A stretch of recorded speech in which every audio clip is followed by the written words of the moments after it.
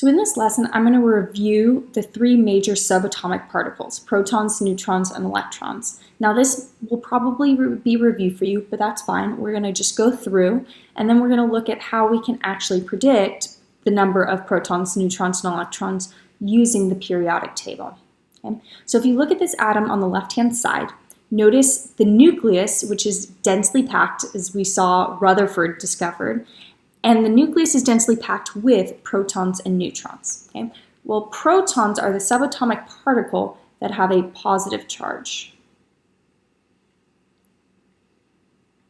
Okay?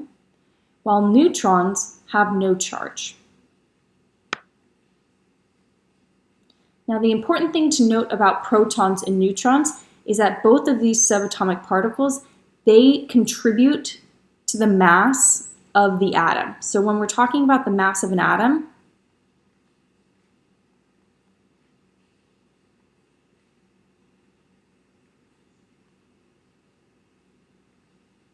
that mass is a result of the number of protons and neutrons.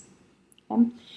While you have this densely packed nucleus that consists of protons and neutrons, you also have electrons outside of the nucleus. Now, remember, an atom has a densely packed nucleus that's positively charged since it consists of just protons and neutrons, and otherwise it's mostly empty space. And that was the discovery of Rutherford, that it's actually mostly empty space, not that the atom is overall positively charged like Thomson thought. Well, what takes up some of this empty space?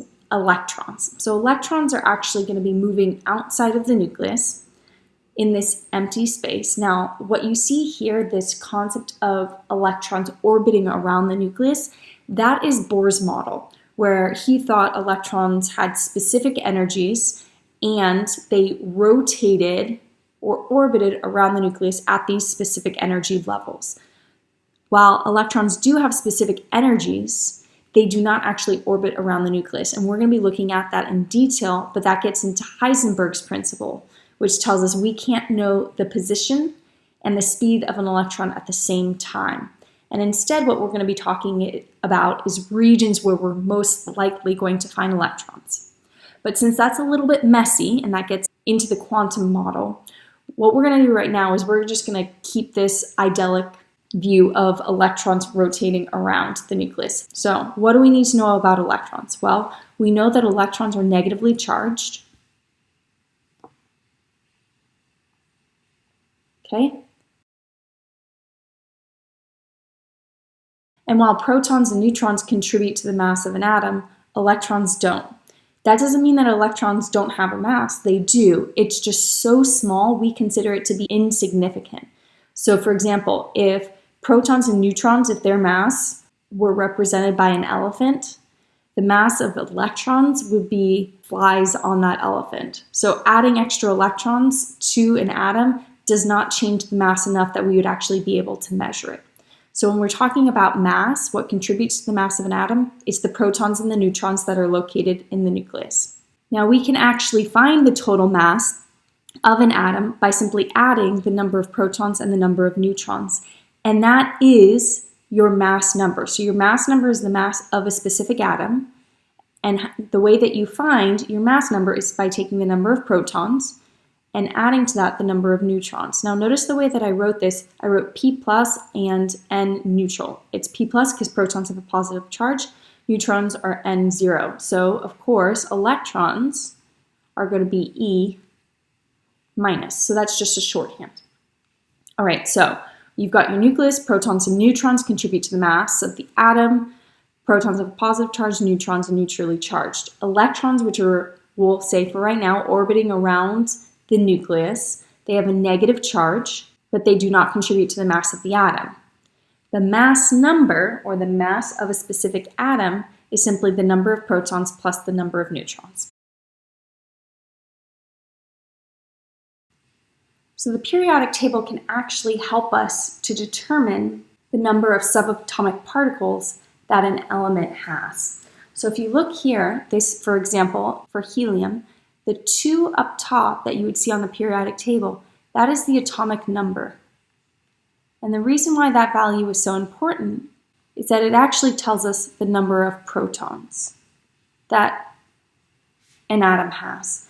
Now, the number of protons defines what atom you have. As soon as you change the number of protons, then you're going to have a different atom. So for example, if instead of having 2 protons, I had 1 proton, I would have hydrogen. While if I had 3 protons, I would have lithium.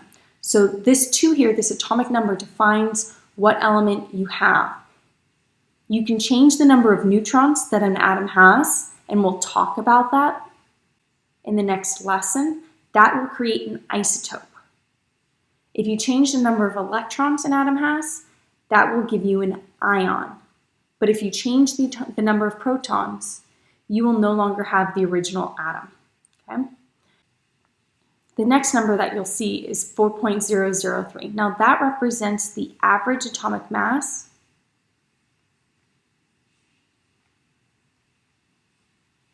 of helium.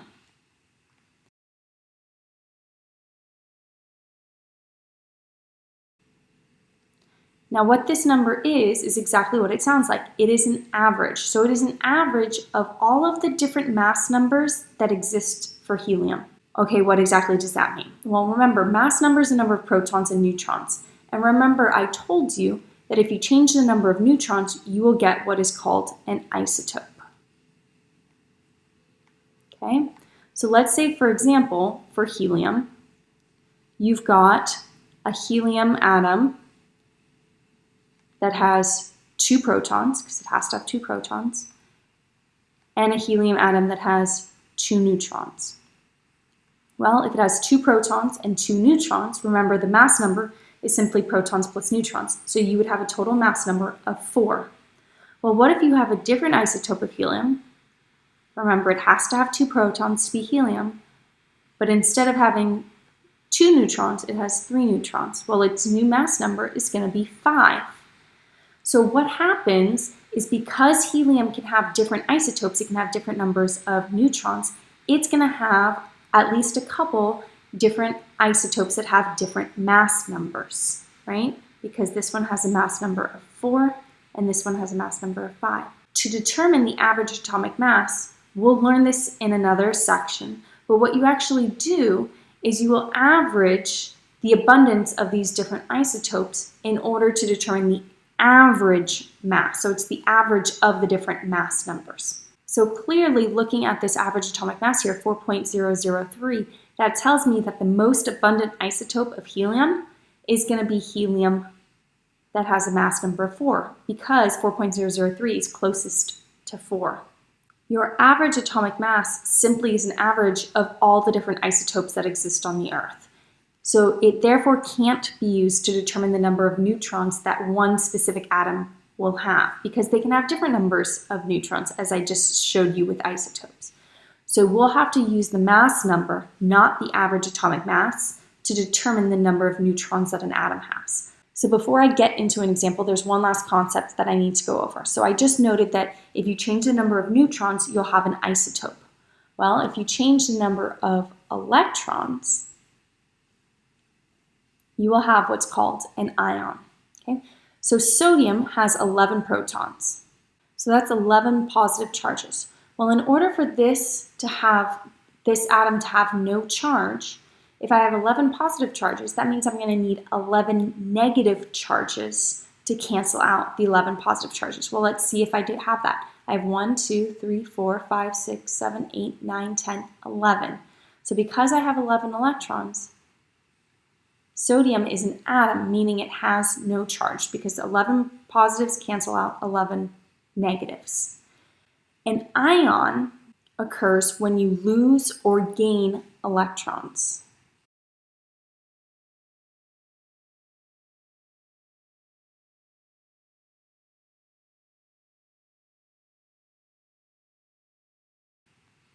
Okay, so let's look at sodium here and understand why this has a positive charge. So sodium, remember, still has 11 protons. If you don't have 11 protons, you don't have sodium. Let's see how many electrons it has now. 1, 2, 3, 4, 5, 6, 7, 8, 9, 10. It has 10 electrons. So by losing an electron, this atom now became an ion. Notice I have 11 positive charges, 10 negative charges. Therefore, because I have one extra proton, it's going to have a positive charge. So quickly to review, subatomic particles. The proton defines your atom. If you change the number of protons, you're going to have a different atom.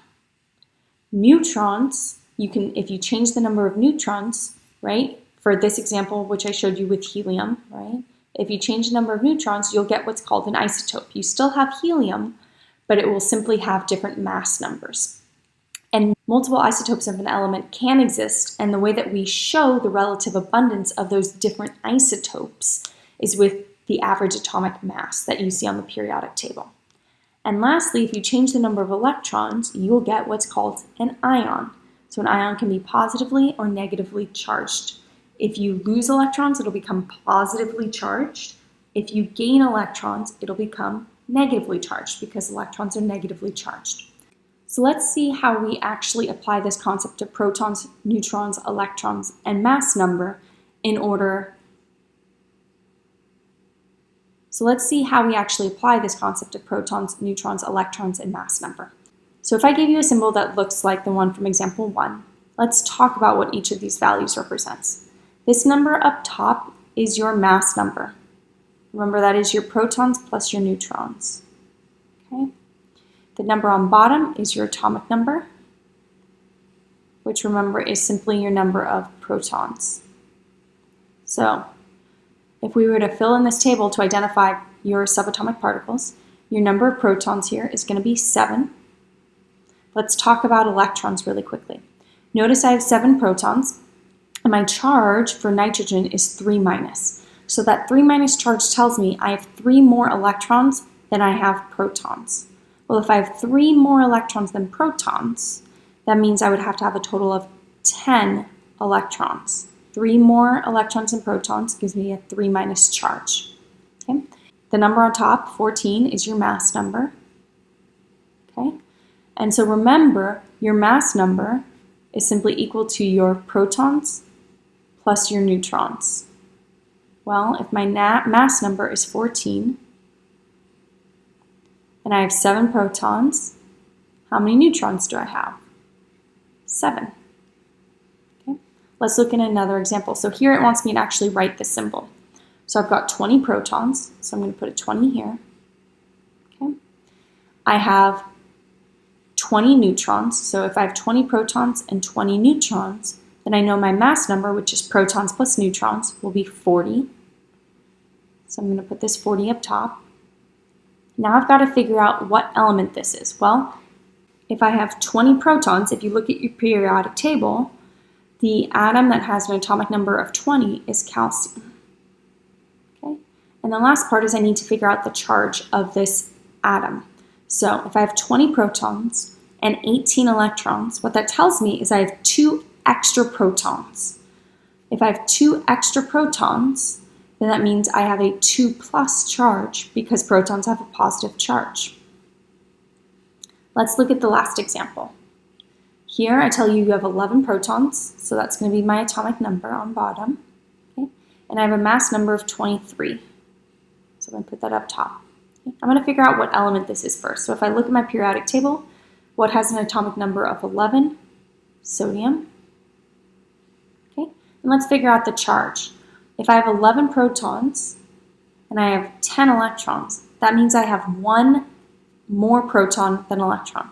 So since I have 1 more proton, it's going to have a 1+ charge. Now, when we're working with charges, you can simply put a plus instead of 1+. If you ever just see a plus, that implies that the charge is 1. So it has a plus charge because it has 1 more proton. Now to determine the neutrons, remember mass number, which is 23 for this problem, equals the number of protons, which is 11, plus the number of neutrons. So if I subtract 23 minus 11, I get my neutrons, which is 12.